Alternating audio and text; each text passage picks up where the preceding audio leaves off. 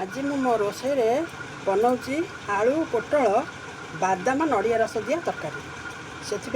500 पोटल 4टी आलू 3 चामच चारू मगज 1 चामच जीरा 2 खंड अदा आउ टिके 8-10टा खंडे बादाम तेजपत्र आउ 2-3 खंड दालचीनी आउ 2टा गुजराती आउ फाळे नड़ियार अधेर रस जीरा चारू मगज अदा मु बाटिकी रखी तादेह पकईबा 1 चामच हल्दी गुंड 1.5 चामच लंका गुंड 1 चामच। प्रथमे आम बादाम टी भाजीदेवा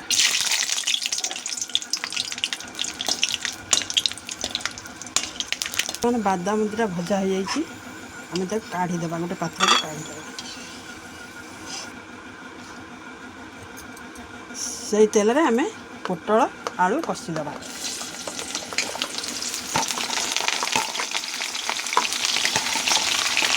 पोटल कषिदेवा तापर आलू कषिदेवा पोटल आलू को भल कर कषिदेवा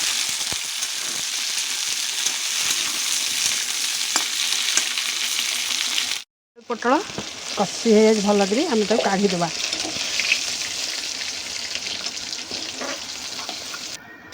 आउ चामचे तेल दबा प्रथम तेजपत्र को देदेवा तापरे मसला देदेवा मसलाटा कषिबा मसलाटा बेसी कषिबा नहीं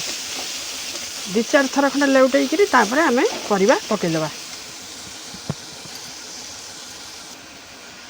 वर्तमान मसलाटा कषि जाइए मसला बेसी कषि नहीं अल्प 2-4 थर लेउटे मसला बेसी कषि ना कहीं आदर किसी कषिया जिनस ना तापर आम परिवा देदेवा स्वाद अनुसार लुण पकईदेवा तापर पानी देदेवा बादाम को आम बाटीदेवा मो रोषे घर गोटे छोट शिल रखी से अल्प किया जिनस से शिल बाटे तेणु बादाम गुजराती डालचीनी की शिले बाटीदेवा यहाँ तो हलुची गोड़ पक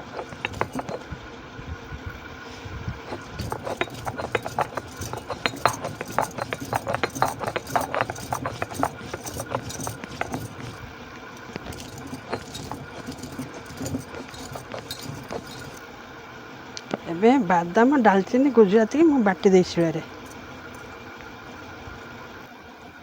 बटाटा को आम नड़िया रस मिसईदेवा एबे तरकारी हो गलानी आम नड़िया रस बादाम आ डालचीनी गुजराती बटाटा को देदेवा